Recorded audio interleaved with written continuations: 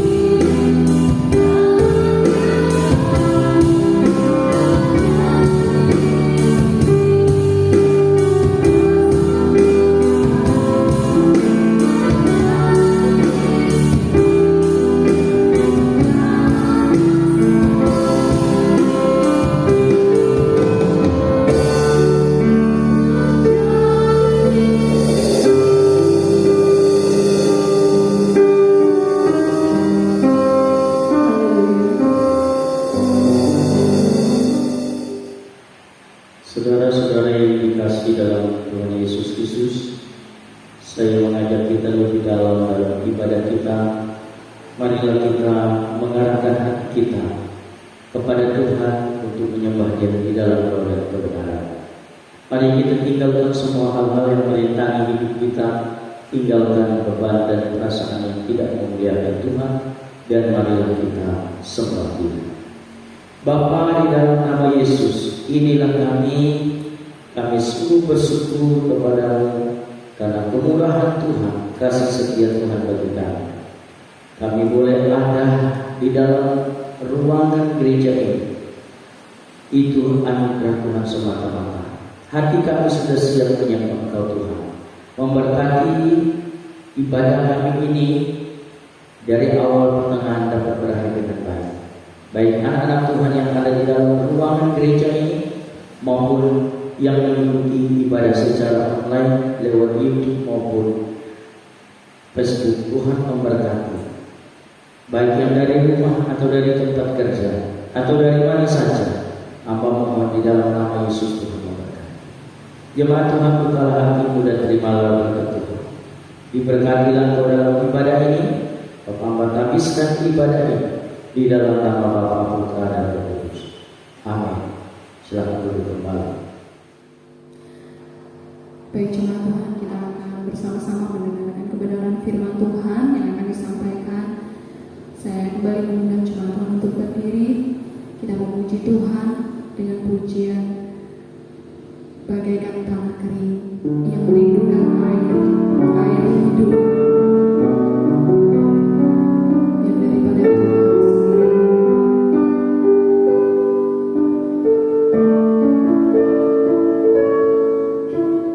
Yang merindukan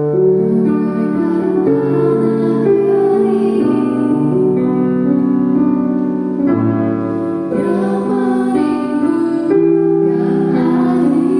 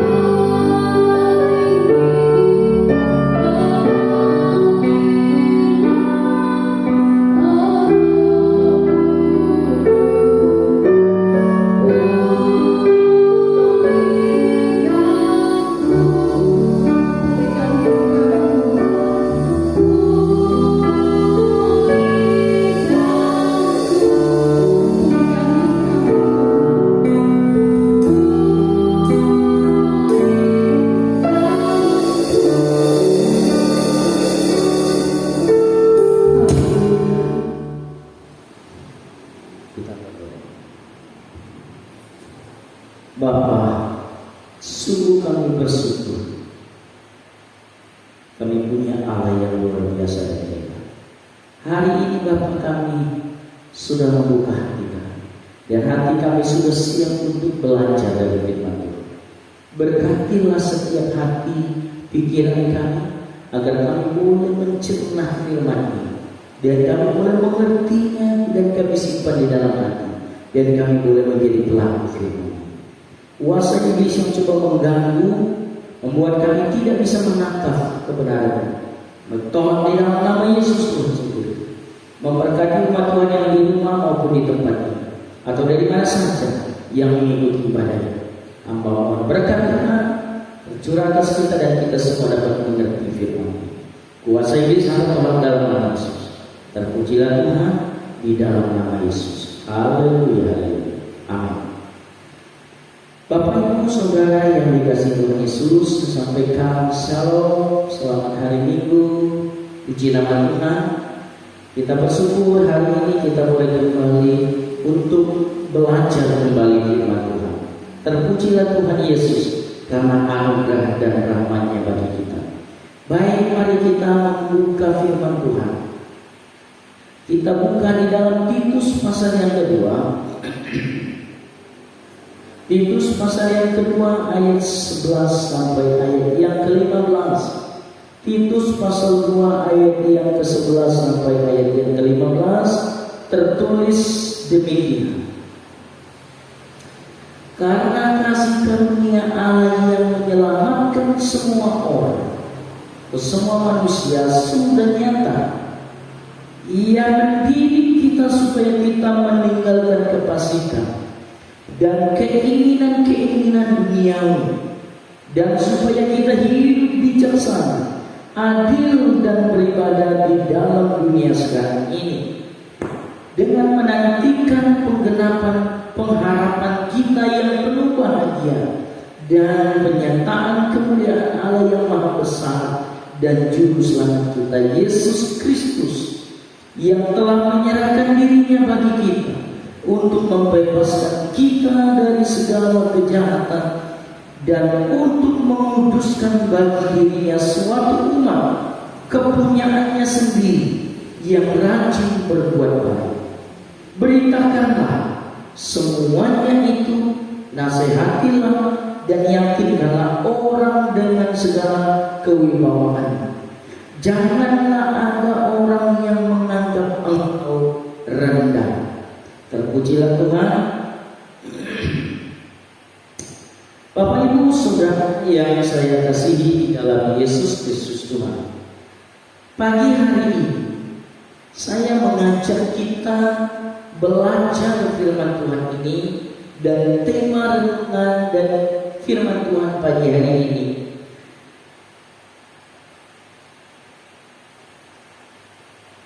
adalah kasih karunia Allah yang menyelamatkan. Kasih karunia Allah menyelamatkan semua manusia. Demikianlah tema firman Tuhan ini. Sekali lagi, kasih karunia Allah menyelamatkan semua manusia.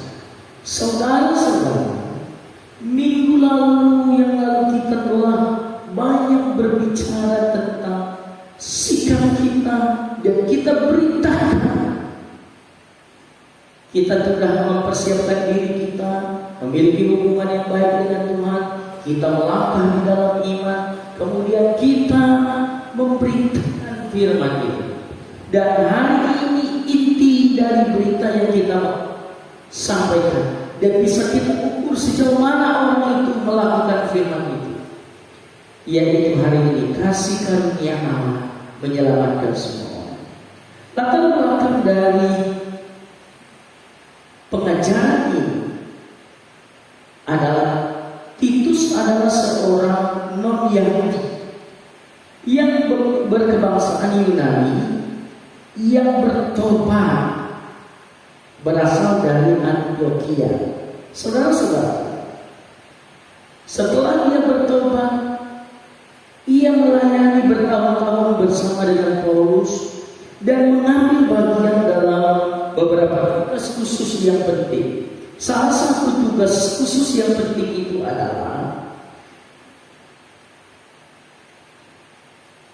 ia berada di jemaat jemaat Korintus yang memberi bimbingan untuk mempersiapkan mereka dalam memberikan persembahan bagi orang-orang suci di Yerusalem.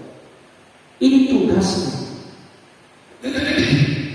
Saudara-saudara, dalam mempersiapkan manusia, dalam mempersiapkan orang percaya untuk mempraktekkan, untuk menjadi pelaku firman itu, saudara, kita harus mengantarkan mereka kepada semua kehidupan yang murni. Murni itu adalah tidak ada campur, tidak ada intrik-intriknya, dan tidak ada tujuan lain. Hanya setia, taat, itu yang mendorong melakukannya. Tidak ada sampingan-sampingan. Hanya semata menunjukkan kesetiaan dan ketaatan kita kepada Tuhan. Saudara-saudara, kata kunci dalam bagian firman ini adalah murni dan pewaris. Orang-orang Kristen tidak hanya didesak untuk hidup dalam kemurnian, tetapi juga memiliki motivasi yang murni. Sekali lagi, orang Kristen tidak hanya didesak untuk hidup di dalam kemurnian, tetapi juga memiliki motivasi yang murni, hidup di dalam kemurnian dan juga punya motivasi yang murni. Setiap orang yang percaya dibenarkan di hadapan Allah untuk menjadi pewaris bagi semua yang telah Allah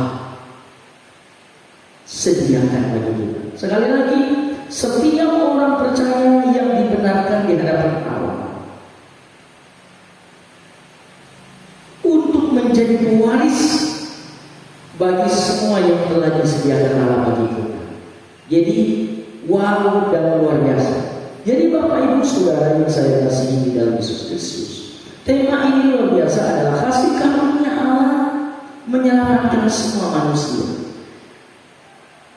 Ini berita yang perlu kita sampaikan. Setelah kita melakukan berita ini, kita harus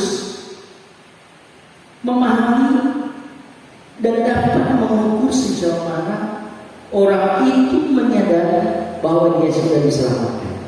Hari ini lebih fokus kita berbicara tentang tanda-tanda seseorang telah menerima keselamatan oleh kasih karunia Allah. Tanda-tanda seseorang telah menerima kasih karunia, keselamatan oleh kasih karunia Allah. Setelah kita memberitakan Injil, menyatakan bahwa kasih karunia Allah menyelamatkan semua orang, apakah orang itu memahami dan menyerah akan berita itu? Kita bisa melihat tanda seseorang telah menerima keselamatan. Yang pertama tandanya, ayat yang ke-12 berkata demikian. Ia di situ adalah Allah yang mendidik kita supaya kita meninggalkan kefasikan dan keinginan-keinginan duniawi, dan supaya kita hidup bijaksana, adil dan beribadah di dalam dunia sekarang. Tanda seseorang menerima keselamatan oleh kasih karunia Allah, ia mengalami didikan Tuhan. Dia mengalami didikan Tuhan. Dia menyadari bahwa dia mengalami didikan Tuhan. Ayat yang ke-12 ini, ia mendidik setiap orang yang menerima keselamatan dari Allah ini pasti mengalami didikan dari Tuhan. Didikan itu sakit, saudara. Didikan itu sulit rasanya. Didikan itu tidak enak dialami dan dijalani, tetapi tujuannya manis dan baik bagi kita. Baik hidup sekarang ini, hidup yang akan datang maupun selamanya. Saudara-saudara, mengapa itu manis? Apa tujuan didikan Tuhan itu? Tujuan didikan Tuhan itu ada pada ayat yang ke-12 ini. Tujuan didikan Tuhan itu agar engkau mengalami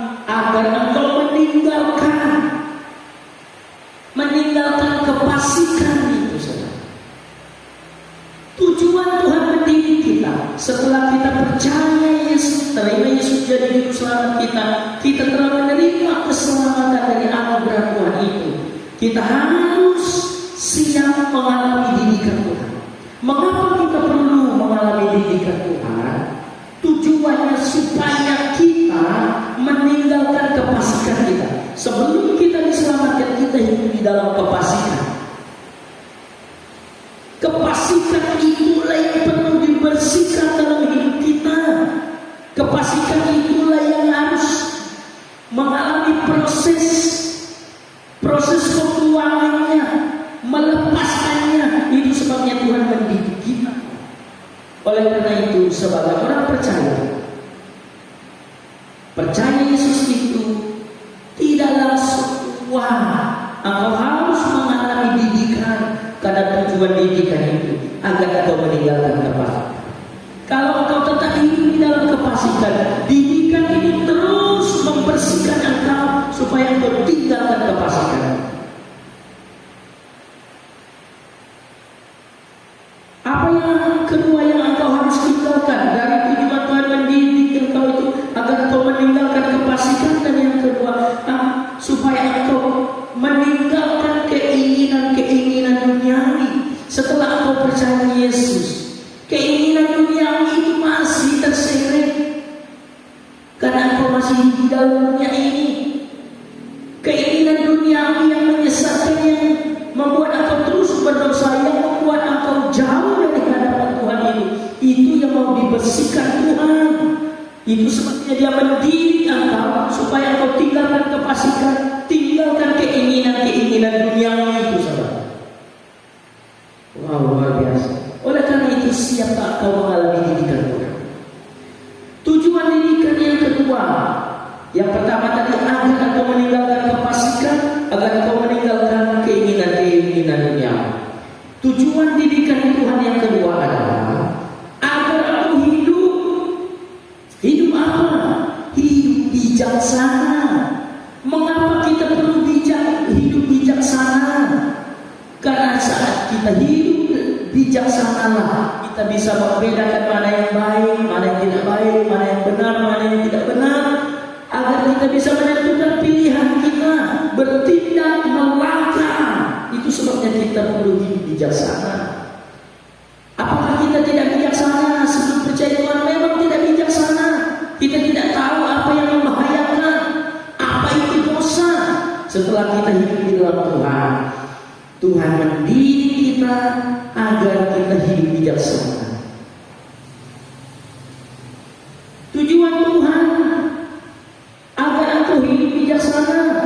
Tujuan Tuhan mendidik yang kedua adalah agar engkau bijak, agar engkau hidup. Selain bijaksana, engkau harus adil.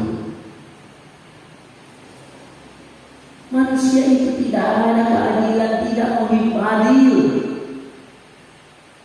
Dia mau mementingkan diri sendiri. Adil itu sebagaimana mementingkan diri sendiri, kau juga mementingkan kepentingan orang lain. Itu adil. Saudara-saudara, hidup dalam keadilan itu penting bagi orang percaya. Hanya orang percaya yang boleh hidup di dalam keadilan, karena Tuhan yang mendidik kau dalam keadilan. Agar kau hidup beribadah. Ayat yang ke-12. Sebagai orang percaya, sebagai orang yang menerima kasih karunia Allah, hidup dalam keselamatan, Tuhan mendidik engkau supaya engkau hidup beribadah. Tetapi kalau engkau sebagai orang percaya, engkau mengaku percaya Yesus, tetapi engkau tidak hidup beribadah, itu omong kosong, saudara. Oleh karena itu, mari kita tunjukkan hidup kita sebagai orang yang sudah diselamatkan dengan tunjukkan engkau hidup beribadah. Hari ini, saudara, Tuhan Yesus mengajarkan kita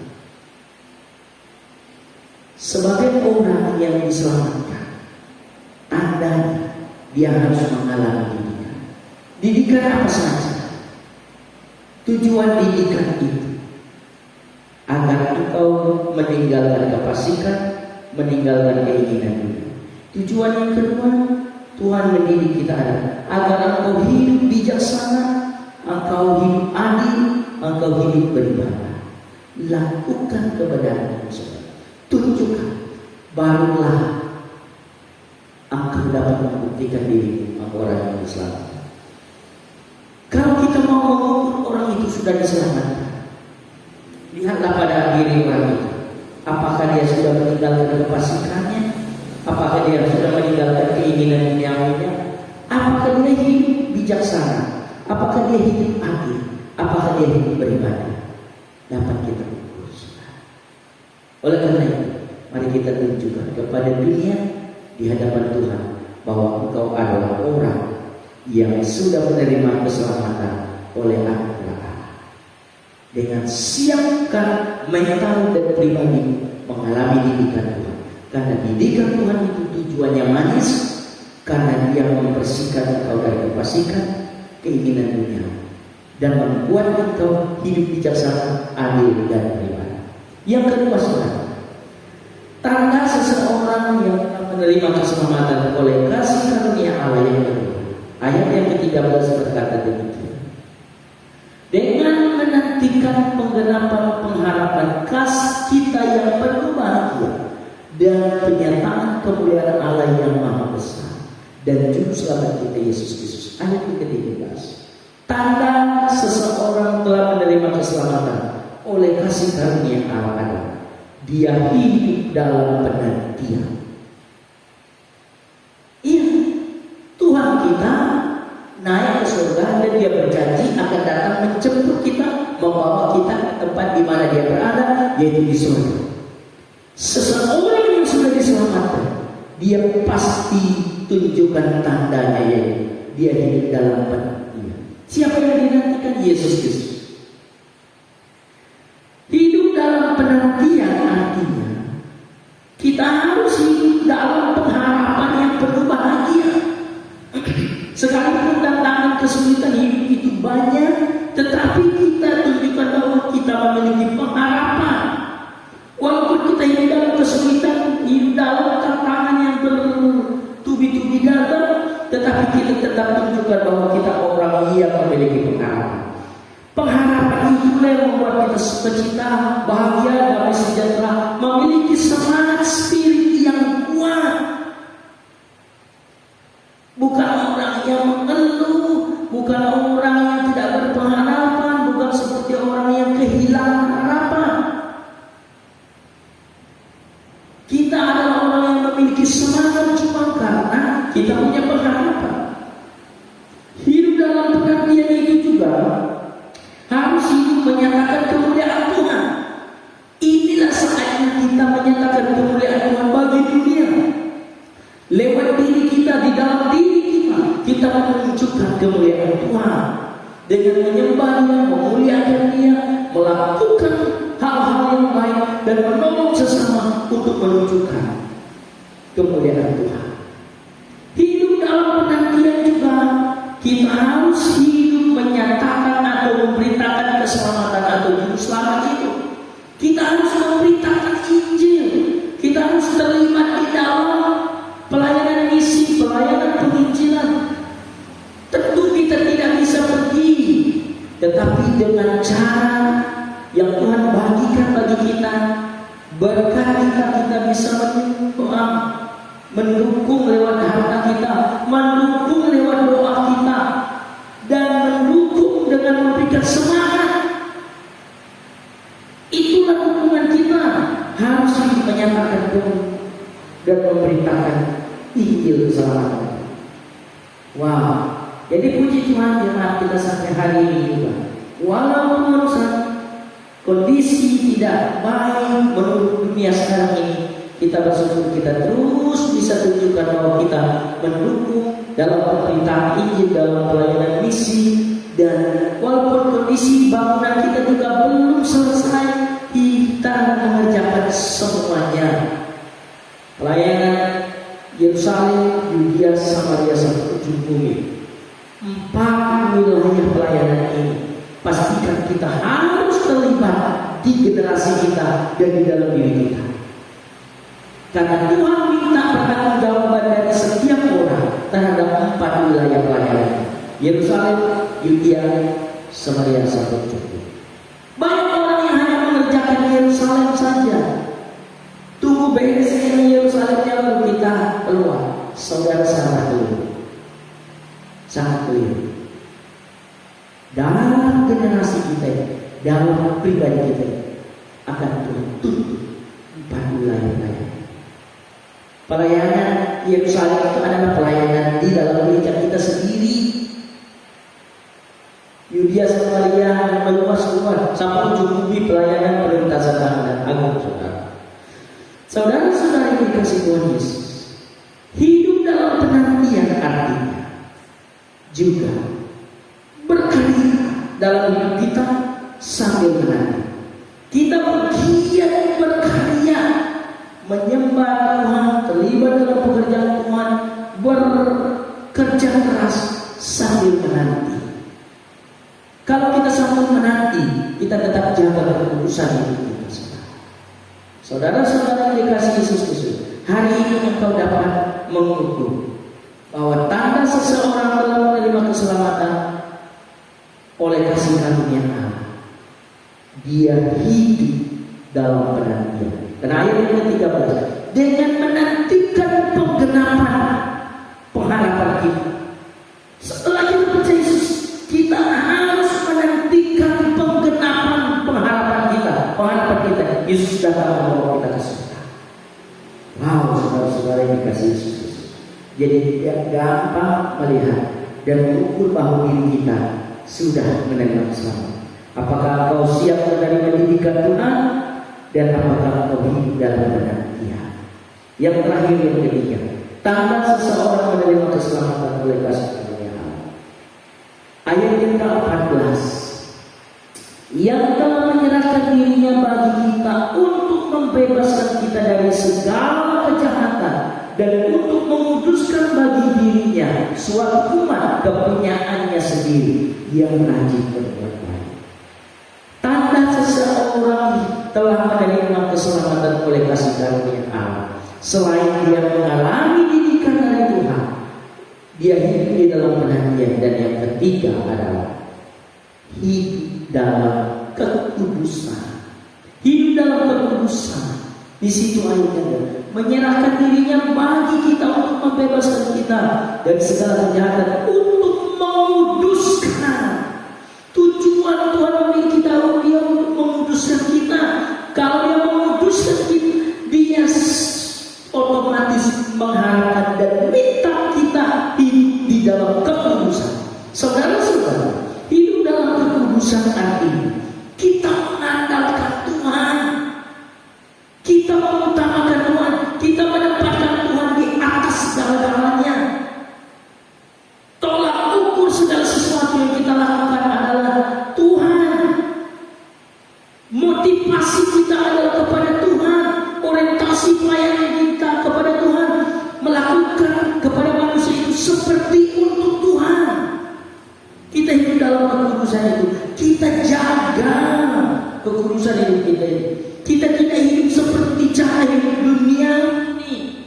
Kita tidak hidup di dalam dosa. Kita tidak bertindak seperti dunia bertindak. Memang kadang-kadang kita dibenci, disoroti karena kita berbeda. Memang demikianlah saudara. Hidup dalam kekudusan artinya mengandalkan Tuhan. Hidup dalam kebenaran. Kita ini harus hidup dalam kebenaran. Mutlak dan harus. Engkau harus hidup dalam kebenaran. Kebenaran itulah yang membuat engkau berbeda. Kebenaran itulah yang membuat orang sirik dan lain sebagainya. Karena memang engkau benar, saudara. Tuhan Yesus juga benar. Adakah semua manusia menerima keberadaannya? Justru orang yang berbicara tentang agama, yang mempelajari Taurat, mereka lah yang menantang Tuhan. Karena mereka hanya berbicara tentang kebenaran, tetapi tidak hidup di dalam kebenaran. Sedangkan Yesus, dia berbicara tentang kebenaran dan hidup dalam kebenaran dan hidup dalam kekudusan. Dampak dari hidup dalam kekudusan. Lihat yang ayat yang dampak seseorang, tanda dan ciri seseorang yang hidup di dalam kekudusan itu, saudara, dia rajin berbuat baik. Dia rajin berbuat baik. Apa perbuatan baik yang dikatakan oleh firman Tuhan yang orang yang hidup dalam kekudusan itu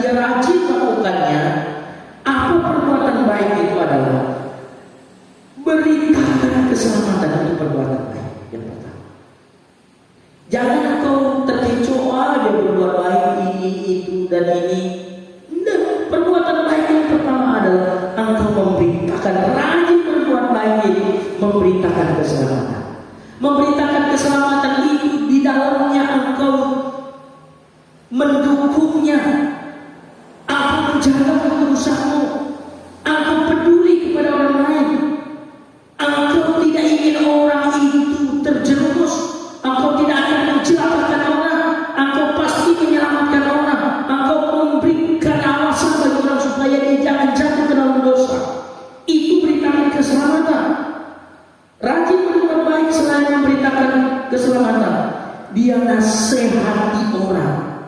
Nasihati itu adalah menasihati supaya jangan melakukan ini, mengarahkan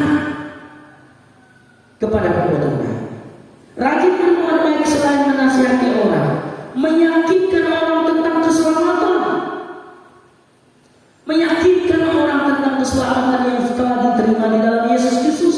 Mengapa perlu diyakinkan? Karena banyak orang yang tidak yakin akan keselamatan. Masa sih hanya percaya mudah sekali? Banyak orang. Coba renungkan, kalau tidak melalui percaya Yesus dan harus melewati perbuatan baik kita, harus sebaik apa gitu? Setelah kita berbuat baik, kita berbuat jahat, kapan tuntasnya? Tidak akan saja. Tetapi kalau Yesus yang menyelamatkan kita, kita membutuhkan seorang juru selamat. Itulah yang kau harus yakinkan kepada orang. Rajin berbuat baik selain memberitakan keselamatan, selain menasihati orang, mengarahkan, membimbing orang, engkau harus meyakinkan orang tentang keselamatan. Dan yang keempat, engkau harus jaga nama baik. Nama baik Tuhan, nama baik Kristus, nama baik kita harus jaga. Bukan dengan cara lain, dengan tulus ikhlas. Saudara-saudara yang saya kasih Tuhan Yesus, dapat kita lakukan pribadi kita. Sudah sekian lama kita percaya Yesus. Sejauh mana kita hidup di dalam kekudusan hari ini? Adakah engkau memberitakan keselamatan itu lewat kehidupanmu setiap hari? Adakah engkau sungguh-sungguh dengan tulus menasihati, membimbing orang, mengarahkan orang? Adakah engkau telah dengan penuh keyakinan meyakinkan orang tentang keselamatan yang dia peroleh? Adakah engkau dengan setia menjaga nama baik Kristus, nama baikmu lewat setiap aspek kehidupanmu setiap hari? Renungkan itu saudara. Hari ini firman Tuhan ini menyatakan kebenaran dan menegur kita dan memperbaiki kita ini, bahwa kasih karunia Allah menyelamatkan semua. Keselamatan itu terbuka bagi semua orang yang menerima Yesus, percaya Yesus Tuhan dan terima Dia jadi Yesus Tuhan. Semua manusia terbuka untuk keselamatan. Oleh karena itu, mari kita giat memberitakan Injil, memperhatikan baik diri kita maupun orang lain dengan menemukan tanda seseorang telah menerima keselamatan itu seperti apa. Dia pasti mengalami didikan Tuhan. Siapkah kau mengalami didikan Tuhan? Atau kau sebaliknya memprotes? Jangan saudara. Engkau harus bersedia menerima didikan Tuhan, karena di dalam didikan Tuhan itu tujuannya agar engkau meninggalkan kefasikan, meninggalkan keinginan duniawi, agar engkau hidup bijaksana, hidup beradil, hidup beribadah.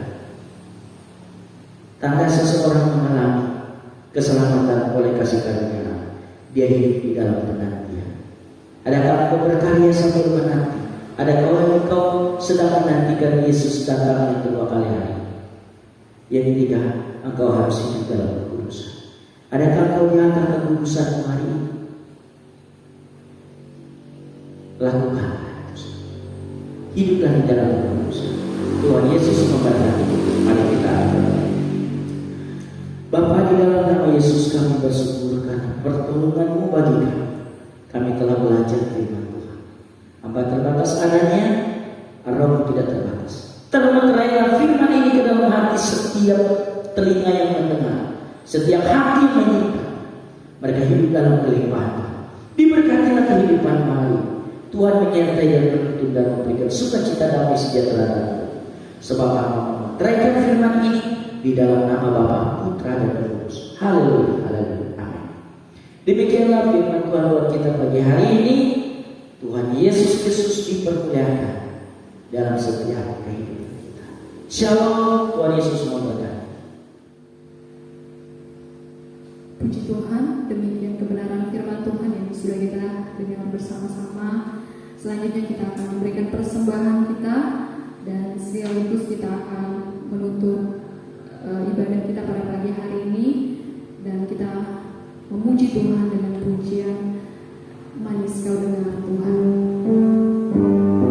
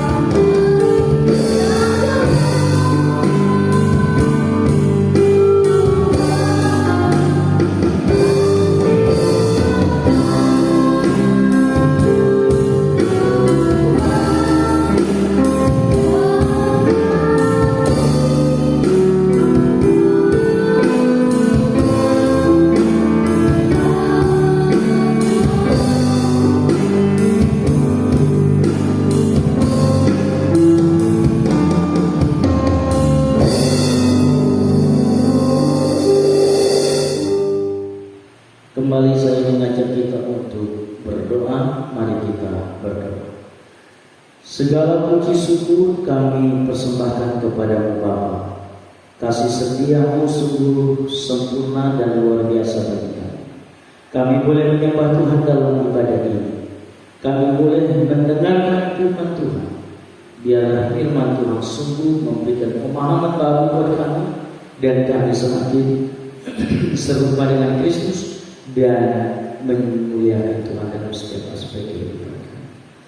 Memberkati persembahan yang baru saja kami berikan. Terimalah persembahan umat ini menjadi korban yang kudus, berkenan dan menyenangkan hati Tuhan. Hamba berdoa bagi setiap yang tangan yang terulur, Tuhan memberkati dan membuka tingkap langit dan mencurahkan berkat berlimpah. Hidup mereka diberkati Tuhan, sukacita dan damai sejahtera menjadi bagian. Terima kasih Tuhan. Hamba berdoa bagi yang sakit, Tuhan sembuhkan mereka. Yang lemah Tuhan kuatkan, yang kekurangan Tuhan cukupkan. Jemaat ini Tuhan memberkati setiap rumah tangga dan setiap pribadi. Buat kami hidup di dalam kebenaran Tuhan, takut akan Tuhan dan mengasihi Tuhan senantiasa. Memberkati semua program pelayanan, memberkati pembangunan gereja, memberkati pelayanan misi, memberkati pelayanan penginjilan, baik yang ada di dalam jemaat ini maupun yang ada di luar, maupun pelayanan misi sedunia yang kami dukung. Tuhan memberkati semuanya berjalan dengan baik. Virus corona hamba tolong di dalam nama Yesus, biarlah setiap umat Tuhan dijaga dan dipelihara oleh Tuhan. Terima kasih ya Tuhan Yesus. Terima kasih. Saudara-saudara kita akan kembali ke tempat kita dan akan beraktivitas pada minggu yang akan datang. Hamba berdoa dan Tuhan berkata, ulanglah dan terimalah berkat dari Allah sumber damai sejahtera itu, menguduskan kamu seluruhnya, memberikan damai sukacita, hidupmu berlimpah. Bapak berkat Tuhan, rumah tanggamu diberkati Tuhan, pekerjaanmu diberkati Tuhan, perjuanganmu diberkati Tuhan. Apa saja yang kau kerjakan Tuhan berkasih dan damai sejahtera dari Tuhan. Di dalam nama Bapa, Putra dan Roh Kudus, hamba mengerjakan berkat ini. Haleluya. Amin. Silakan duduk kembali. Puji Tuhan, selamat hari Minggu. Salam sejahtera buat kita. Tetap semangat di dalam Tuhan. Dari tempat ini saya menyampaikan salam dan hormat kami dari Gembala Sidang dan BPC. Tuhan Yesus memberkati kita semua. Shalom.